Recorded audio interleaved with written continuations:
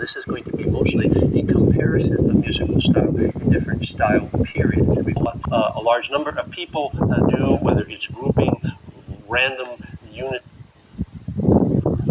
All right, let's proceed with our discussion of musical style. This is going to be mostly a comparison of musical style in different style periods. And we put the titles of those style periods up on the board there. Once again, this is a typically Western exercise that we are dealing with here. We love to organize materials so that we can simplify it and we can deal with it, whether it's attributing to a single individual what a large number of people do, whether it's grouping random units of pulses into meter, or whether it's taking a highly complex group of phenomena and putting them in particular style periods. We like to do that because it allows us to deal with the material in some kind of organized fashion. So we've got our various periods up here. As mentioned, though, we won't be going into the postmodernist in any significant way here. Now, what you'll be asked to do is identify the period in which a particular piece is written. And if it turns out that on our final test, we happen to play for you a piece that's on the list of pieces that we give you, then you're responsible for identifying the name of the composer and the name of the piece. If the piece we play is not on your list, then all you would be asked to do is identify the style period. However, you're asked to do something even more important than that, and that's to tell us why it's in this particular style period. It does no good, I don't think, just to say romantic and then we're going to walk away from it. What I would ask you to do is give us 3 or 4 specific points that you hear in the music that corroborate your decision with regard to the style period.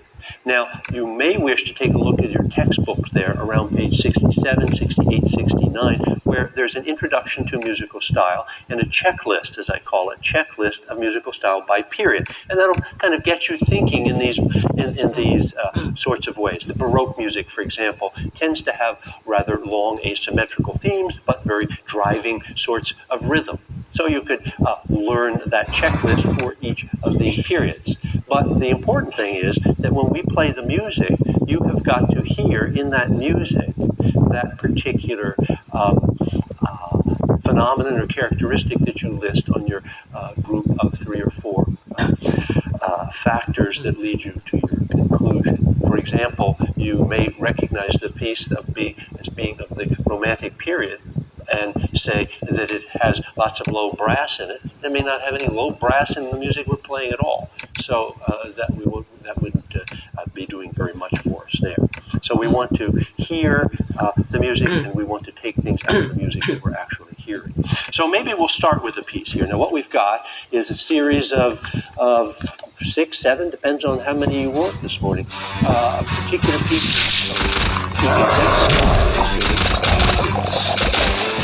Let's go. Let's see.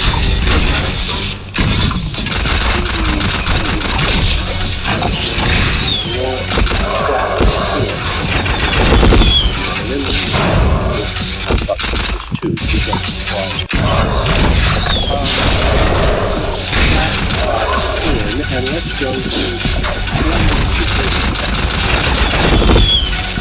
now, how are you going to be listening? I was thinking about that this morning.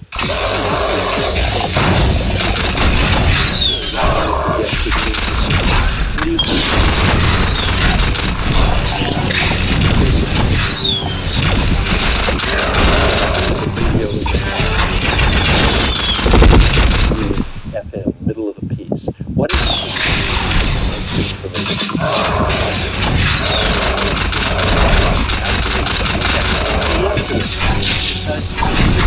lots of percussion and xylophone, things such as that banging away in a rhythmic fashion.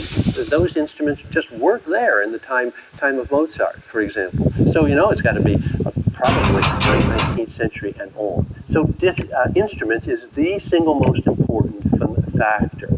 But some instruments are common in many different periods. The piano operated roughly from when to when.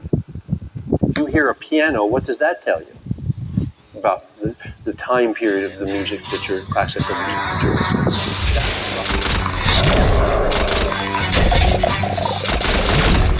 After who?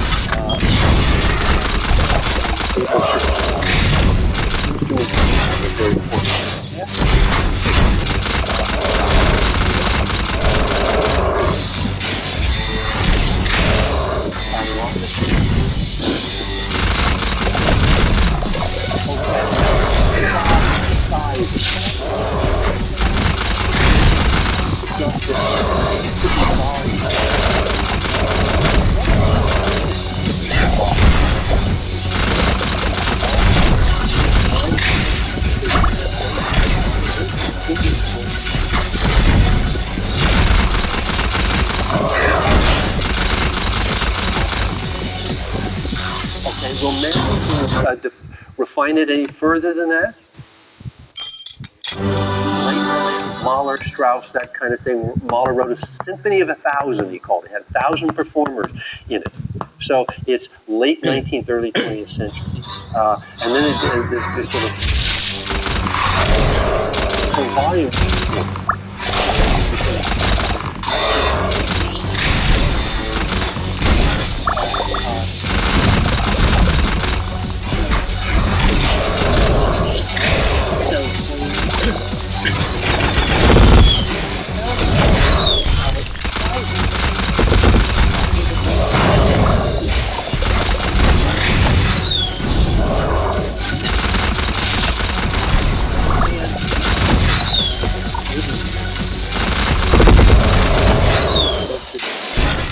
When do we begin to get a heavy component?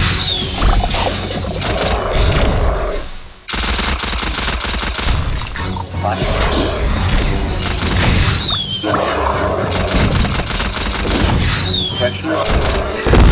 A little bit.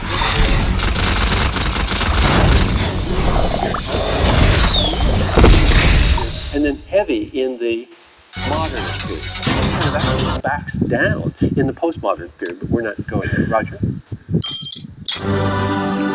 Good point, good point. It can be present in medieval music. So in an odd way, yeah, the notion of consonant harmonies really didn't get formed until the 15th century. Inviting dissonance.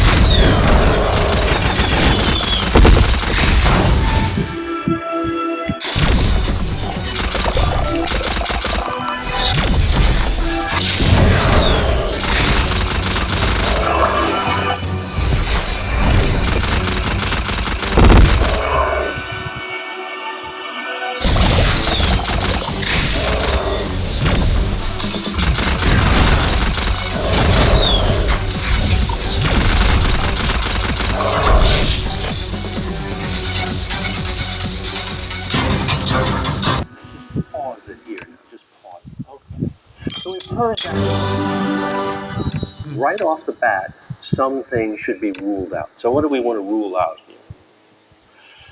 Douglas in the back. I'm going to cold call people. What would we rule? What would...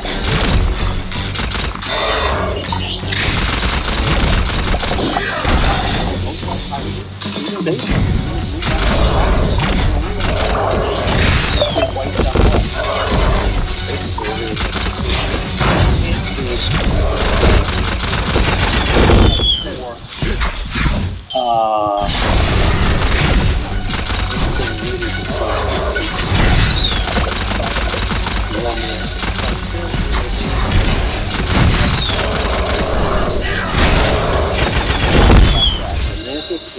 impressionist, modern.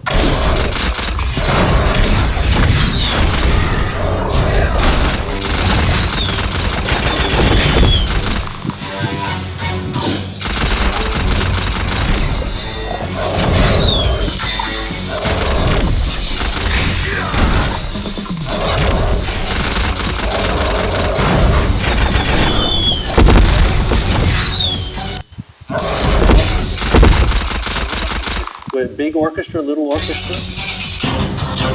A big pardon? Huge orchestra? Huge orchestra and huge sound. So where does that put us in the spectrum here, 1800 to 2000? Well, we talked about that, probably around 1900 or so, with an orchestra that big. And you've heard voices, which is interesting to comment on also. So then you might ask yourself, well, is this Beethoven? No, it's too big for Beethoven. There's too much of it. It's too rich for Beethoven. Is it Wagner? It's probably even too rich for Wagner. It's just bigger. So we're pushing on here after 1850. Let's listen to a bit more, and because the excerpts that we will have on next Wednesday will be longer. Let's listen to a bit more and see if we can gather some more information here.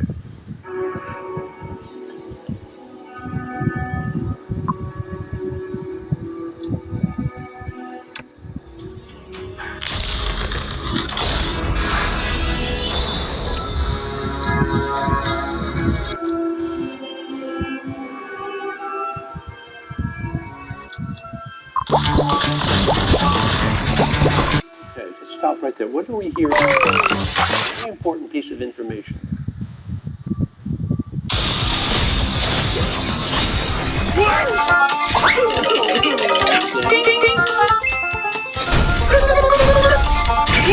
kill! Download for free. Mobile Legends Bang Bang.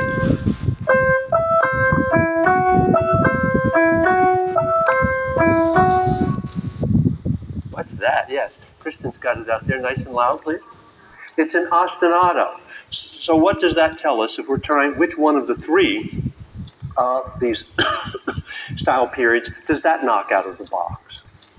Romantic, Impressionist, or modern? We talked about that in Tell you a secret. You are my... And you were listening exercise 42 on Stravinsky, foregrounded precisely this phenomenon of ostinato. So there we have romantic being taken out of the mix here. This idea of stasis is not part of the aesthetic of romanticism. Romantic, it flows, it grows, it expands, it contracts, but it doesn't constantly reiterate one phenomenon. So we're down to Impressionist or modern here. Let's go on and listen to just a little bit more. Tell you a secret.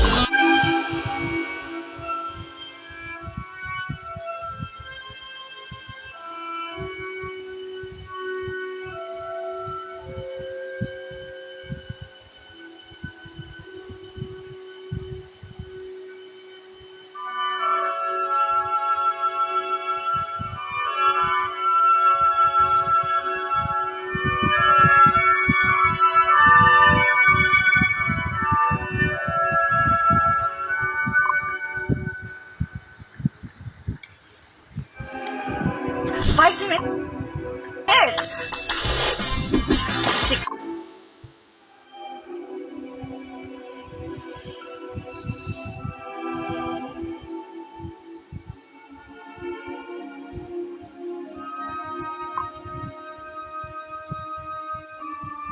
Vitamin C. Save it. Okay, we're going to stop it there. So what did we hear there? Anything more that we could add to our list of identifiers? Oscar? Good. Parallel motion. Those woodwinds were all going up and down in the same direction. Parallel. Time to get your summer beat. There's one other thing here. At the very end, we heard what? Played by a harp. Caroline? A glissando. That kind of wash. So based on that, obviously we are dealing with a piece of impressionist music. This is Ravel's Daphnis and Chloe, ballet music for one of those Time to get ballets that we were talking about in section last time. So what would we say here? Well, we would say large, colorful orchestra. Actually, there was also the use of the human voice here, which we heard in Debussy as well. We would say also that it's essentially a consonant and not a dissonant, essentially a consonant environment. We would say that we have parallel motion as Your phone can get hacked easily, that we but have possibly, if you wanted to throw this in, scales that are not traditional, although that's a little bit hard to hear. But certainly we had the glissando. So if you're looking for 4 sound bites here or 4 bullet points to put on your paper, large, colorful orchestra, consonant backdrop, parallelism, and what did we say? The glissando at the very end. And you're finished, you're out, you get 100%. Okay, so that's piece number 1, and that's sort of the thought process that I hope you would use while working through this particular exercise. Let's go on to piece number 2,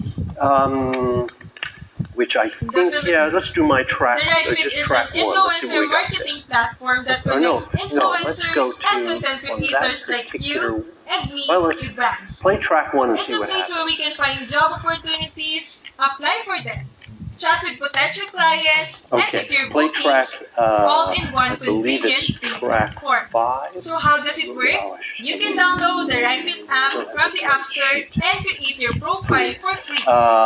On this Excuse platform, me. you can find work, Yeah, it's on my get list booked, here. and get paid. Yeah, track You can 5. work with Track brands 5. both in What the about this Philippines one? and overseas markets.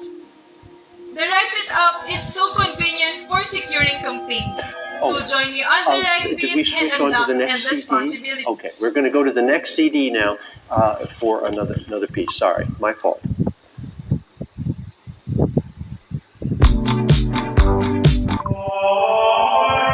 Okay, let's go to track 1.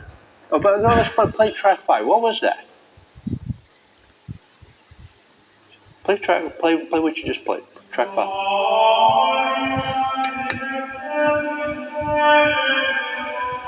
Okay, let's stop there. What's a good example of what? Chant. Just Gregorian chant. Tell you a secret. You Chant and keep it there. Let's go on to track 1.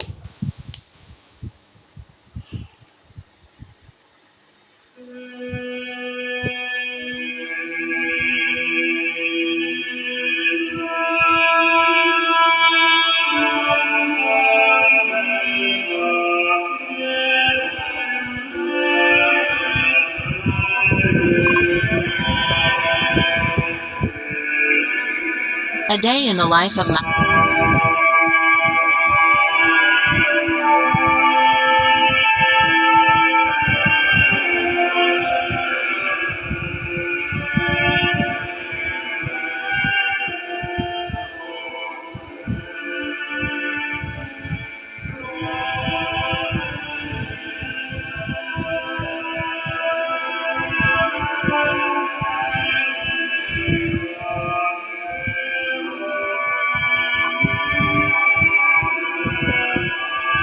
A day in the life of Mao Schreiber.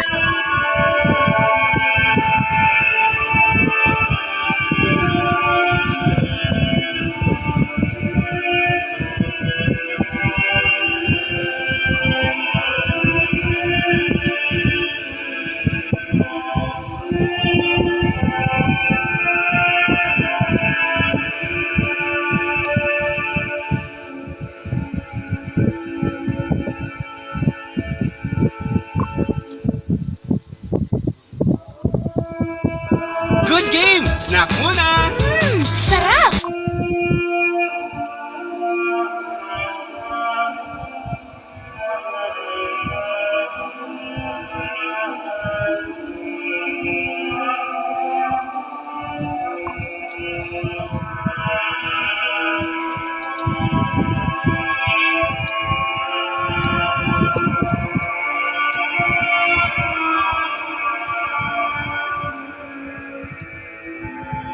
That's really beautiful. It's weird, but is beautiful. That's a setting of, well, you tell me what period it comes from. I'm going to skip around a little bit. Let me go to Emily, please, behind Medieval and Renaissance. We had chant there, and on the same CD we have an example of this is actually sort of right between the two. It's written by Thomas Tallis in England, but England was sort of slow to catch up to the Renaissance, so it's late medieval, early Renaissance. What specifically did we hear here that leads you to that conclusion? Jennifer? Jessica? Sorry. What? Angela. Sorry, okay. Okay, we heard multiple unaccompanied voices. What kind of texture was being employed there? Mostly polyphonic. And we said when we were dealing with textures, we had imitative and non-imitative polyphonic textures. Was this imitative or non-imitative? Everybody agree with that? Anyone disagree with it? Some people are shaking their head. It was non-imitative. It was imitative. If I had time to play it again, you could hear one voice would come in, incipit lamentatio, and then somebody else would come in, incipit lamentatio, and then the third voice and the fourth voice. But you're right to say multiple voices unaccompanied. So you sort of get 2 points for that. What do we call that unaccompanied style? Yeah, so, but we don't get a separate point for a cappella. Unaccompanied a cappella style would be one marker there. The idea of imitative voices would be another. You might even pick up on the text, I suppose, that it's in what language? Latin, yeah. What else there? That it's not particularly rhythmic, no strong rhythms or meters. It sort of flows gently like Gregorian chant. And as mentioned, we have this texture that's not only polyphonic, but highly imitative. And those are all hallmarks of late medieval Renaissance music. That particular piece was written by English composer Thomas Tallis, but more interesting in a way, it's a setting of the old Lamentations of Jeremiah out of the Old Testament that laments the fall of Jerusalem. So it's a particularly dark, heartfelt text and exquisitely set there in that Renaissance vocal style. Let's go on to another one now. The next CD is probably CD 3, and for this we do have track 5, I believe.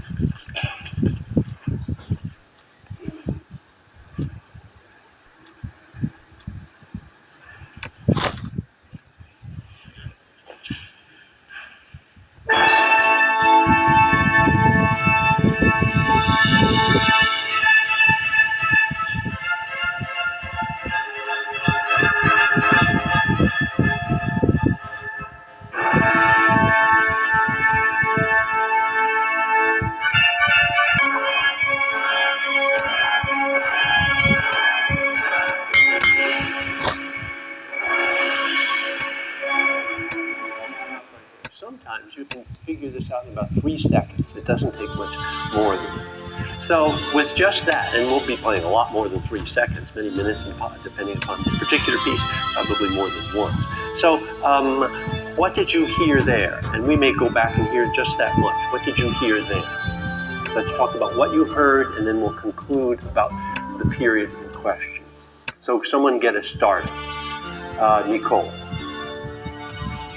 A lot of percussion, okay, a very, definitely particularly the tip. Marcos? A lot of dissonance, that was very prominent. It started out okay, it could have been a kind of John Williams Star Wars type sound up until about the third iteration of one particular figure, but the level, the pitches at which it was brought in produced a very dissonant moment there. So initially, maybe John Williams romanticism knockoff kind of thing.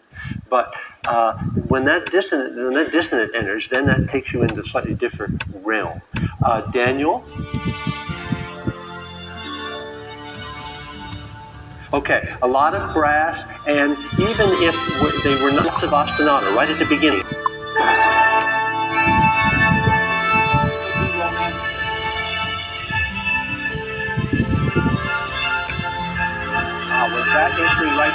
dissonance. Oo, ng mga ano, 430, ano na. Dissonance, more dissonance.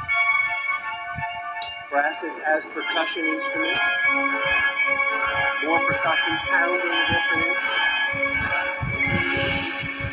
And a lot of modern music has a kind of intensity to it. Stop, I give up. Okay? I surrender.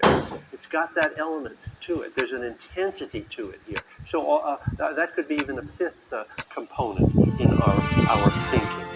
So all of this leads us to the conclusion that this is a piece of 20th century music by the woman composer Ellen Zwilich. And you have Ellen Zwilich, of course, as the basis of your listening exercise 45 that you've done. This is simply another piece called Celebration.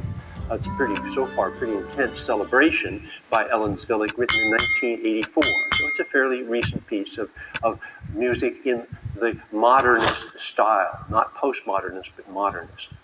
Okay, well, I'm going to, I think variety is always useful in life. I'm going to, and I asked Linda yesterday, Linda, you prepare a piece, but don't tell me what it is, because I want to go through the same thought processes that other people have. So Linda has prepared a piece, and I don't know whether she's going to use the piano or whether she's going to use the audio player. You want me to play it for you? You're okay? Okay.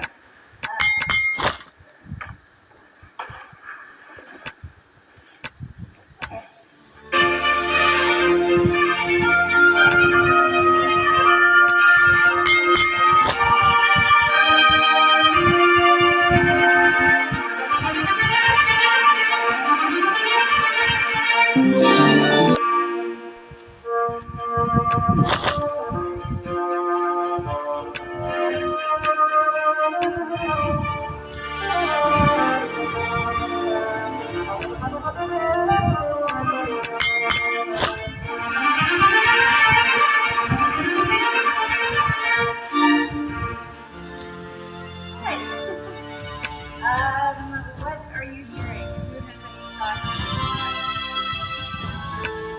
Regular meter. All right. That's a very good, important point for this particular period. What else? What kind of instruments?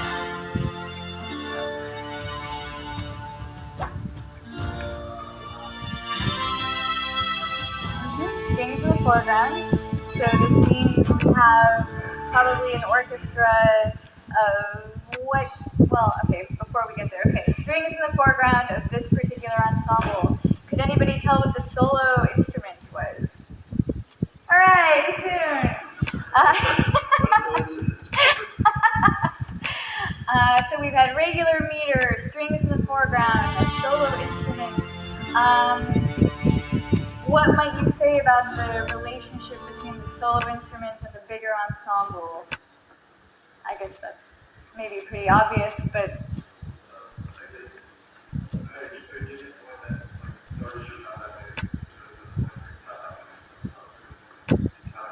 That's true. They seem to be at about a similar level. It doesn't seem like the ensemble is very big, and we have them playing one after the other, which is a characteristic of something that we learned about. Rhythmically, this goes with meter. Was it regular, irregular, pretty regular? You could tap your foot to it. You could hear a melody. I'll just play a couple more.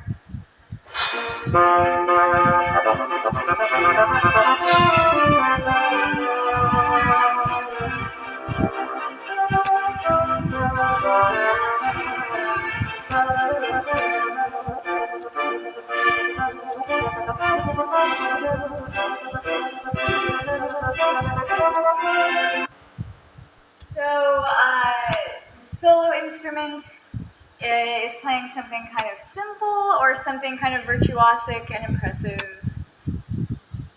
Should be impressive. You hear lots of little trills, it's leaping all over the place, it's showing off, and this is a feature of something we learned about. So who would like to guess what period we're in?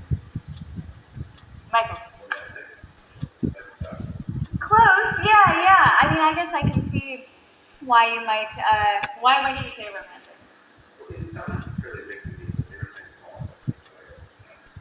which makes you realize that you can't always tell by the size of the orchestra. Sometimes it's better to listen for some of the more abstract features, such as what the orchestra is doing. The harmonies, how about the harmonic language? Was it pretty surprising or a little more expected? I mean, this is maybe something that's going to help you zero in a little bit more. Yeah, pretty expected, not very surprising. Does anybody else have it? Or do you want to do something yet?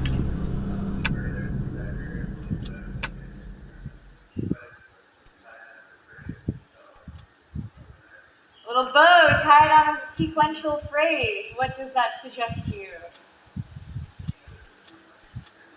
A cadence. Very good. Which is very strong in what period? Classical. Yeah, I mean, these things do happen in other periods, but this is sort of a quintessential classical, very particular genre. Does anybody know what genre we're in? Yeah. Concerto, exactly. So this was the Mozart Bassoon Concerto.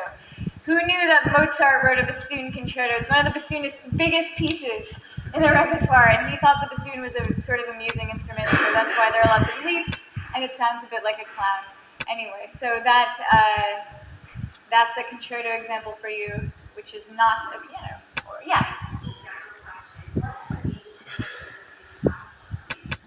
That is a great question. I wonder if I ought to defer to Professor Wright.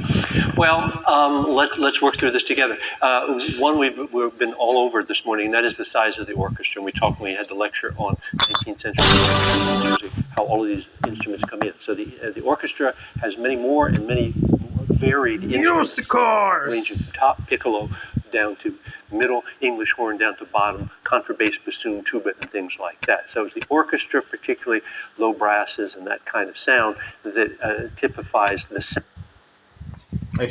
sound generally for orchestral music in the 19th century. Then, whereas Daniel was talking about bow tied or tied together, you don't, what he was intimating there perhaps was that we have this kind of paired phrasing or neat little units of phrasing together. That's a component of classical music. As you go into the Romantic period, the themes, the melodies become much more expansive. And someone I think said earlier on here has pretty, maybe the first point was, there's pretty regular meter in this particular piece of classical music by Mozart, the Mozart Bassoon Concerto K193. Is that right? So the regularity of the theme, balance and symmetry is part and parcel of the classical period. You move into the Romantic, you have expansive themes, but by way of contradistinction there, then the rhythm becomes not necessarily more flaccid, but more loose. And we talked about this phenomenon of rubato, for example. So flexible rhythms, flexible tempos, less clear meters in the Romantic period. And not to overdo it, but maybe this idea of just beautiful melody. And it is, of course, in this 19th century that we get the whole idea of the band. Anybody read Rothstein's, Andrew Tomasini's article that I pointed you to about bel canto? He said actually the beginning of that starts back with the composers of piano music of that same period, and then the opera composers begin to go into it. So who wrote this?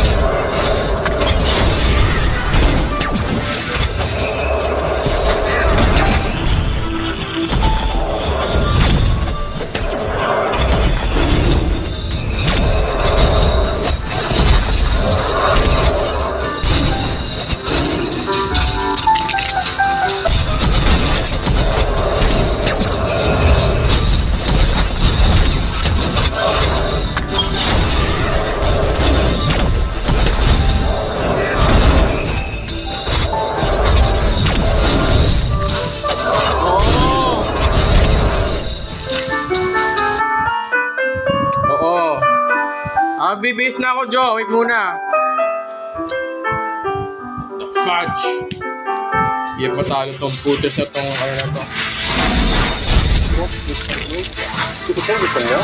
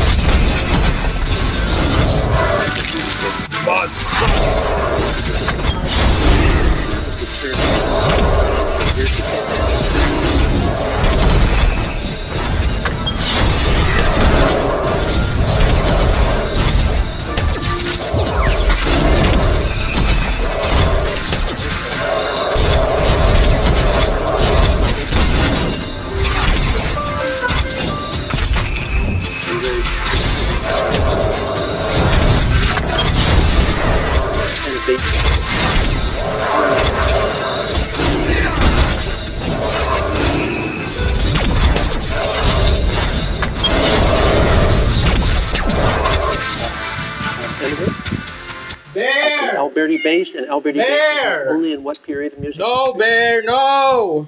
Classical. Ah, I hate. So that's To be that's got to continued. be in a 40-year period, Fuck. roughly 1770 to